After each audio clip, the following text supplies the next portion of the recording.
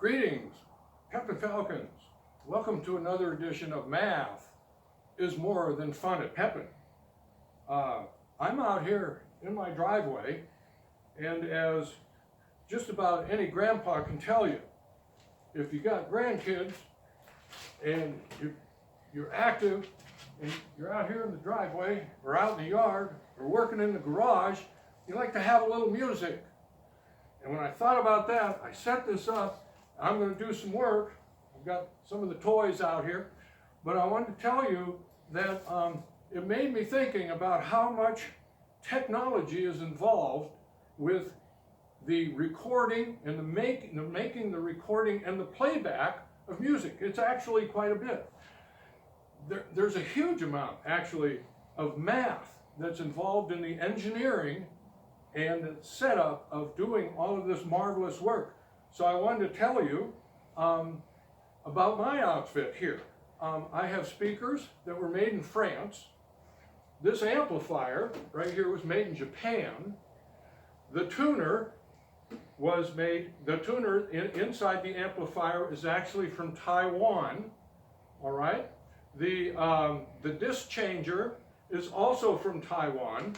My computer out here, in case I want to get some YouTube going on it, and hook the speakers up to it. The computer, of course, is made in the United States. I have an external hard drive here where I can store music on it. It's really nice. If you don't have an external hard drive, it's got all my photos and all my music on it. That was made in Germany. And then I have the discs themselves. The actual CDs are made in the USA and Hong Kong. And actually out here I also have, this is an FM antenna, and this is an AM antenna. How does all this stuff work when it's not even made in the same country? I would expect that a great brand back in my day, back in the 60s and 70s, was Marantz, M-A-R-A-N-T-Z. They're from France. They did the speakers, they did everything, and they were magnificent systems. But this is international. How does it all work? It's because the technology is all the same. Engineers around the world agree that they're going to do math one certain way. And that's what we're going to be doing in the next 8 or 9 videos. I'm going to be explaining one of those systems that they're studying on the other side of the world right now. Okay, but first I want to put on a little music.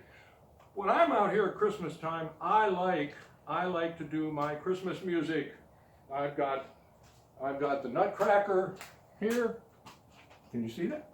The Nutcracker. I got some contemporary holiday classics, and I like to have my music when I'm working outside. So I'm going to finish up here, and then I'm going to go inside and make some videos. All right. So let me just see what I got here. Let me just turn this on, and then we'll continue on. Okay. Here we go. Can you see? I'm not sure if you can see this over my shoulder. Maybe you can.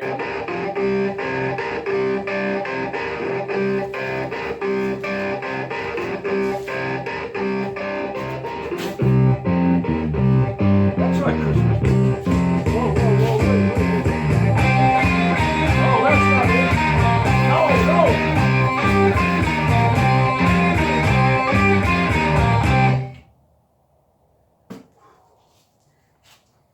Holy cow, I better check the volume next time.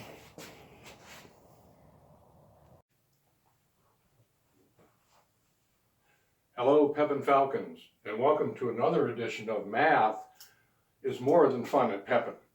I'm Mr. Newt, your host. Before I begin, let me say this speaker is not hooked up to anything. I'm sorry for what happened out there in the garage. If that hurt your ears, one of my grandsons must have been out there playing some of that rock and roll. I don't know.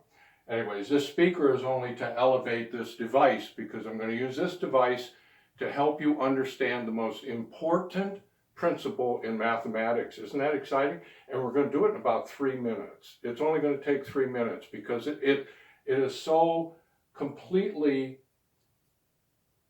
shown by this device that you will be able to understand this and it's the basis for all of it. We're going to be doing in the next 8 episodes at least, we're going to be talking about and working through solving equations, algebraic equations. And everybody know algebra is that form of math with letters in it. We're not even going to get into that. So watch this. This is a good one, because when we do get to the letters and the numbers in the same problem, and you're trying to figure that out, it's going to be so much easier if you understand this, okay? The most important symbol in math is the equal sign. It shows equality. The equal sign is always, in mathematics, it is displayed in a statement, meaning that something over here is the exact same quantity or totality of something over here. They are equal. So what do we have? This is a balance scale. As you can see, it goes up and down. When I'm teaching, I can't help myself. I can't stop doing this. And I don't want you to think that I'm practicing juggling at home. I'm not practicing juggling at home. I'm doing this. See this? When I tell you, you can subtract 17 from this side, but you'll have to subtract it from this side. Because if you only take it out of this side, it's going to go like this. And you want to be equal. That's what I'm talking about here. If I have 40 items in each one and I take 17 out of here, what is going to happen? It's going to be lighter. And now it is not equal. That is pretty odd. Ronnie Millsap can see that is not equal because I didn't take 17 out of this side. The only thing you have to remember is you can do anything to your equation as long as you do it to both sides. Anything at all. You can add, subtract, multiply, and divide any number you want, even if it's not going to help you solve the problem, as long as you do it to both sides. Let me demonstrate this. All right. I have a nice little blue device here. I'm going to put that in here. Let's see what that, oh, okay. Well, I guess it's not equal anymore. You know what I did? I added something to only one side of the equation. Look, it's not equal anymore. Just erase that. It's not equal anymore unless I do the same thing to the other side. And now, when that stops rocking, it will get there. I want to also show subtraction, so I'm going to put these larger devices in each one. And I'm going to position it so I can get the blue ones out easy. There we go. And there's this one. Now I have one green disc, and one blue disc on both sides. I'll stop it from swinging. It does have a little bit of momentum. And this is just an inexpensive one. Imagine like in a laboratory where they have a real one. It's still the same. It's still math. We're doing math here. All right, so now I want to subtract something. I'm looking at an equation, and I know if I subtract that one thing, the equation is going to get much simpler. Okay, so I'm going to subtract it. I'm going to subtract this one over here. Okay, there, I took the blue one out. Okay, now I'm on my way, right? Oh, no. And what I'm going to show you in class when I don't have this anymore, because I'm going to return it to the teacher tomorrow, it's not mine, what I'm going to show you is if you only take it out from one side, it's going to go like this. And I want you to remember this, because I'm going to be doing this. I'm not going to have a scale up there when I do this, all right? So how do I make it equal again? Well, I can either put that back, or I can take the same exact precise amount out of the other one, and when that stops rocking, you will see that it is now equal. You know why it's equal? Because there's one green disc in each one.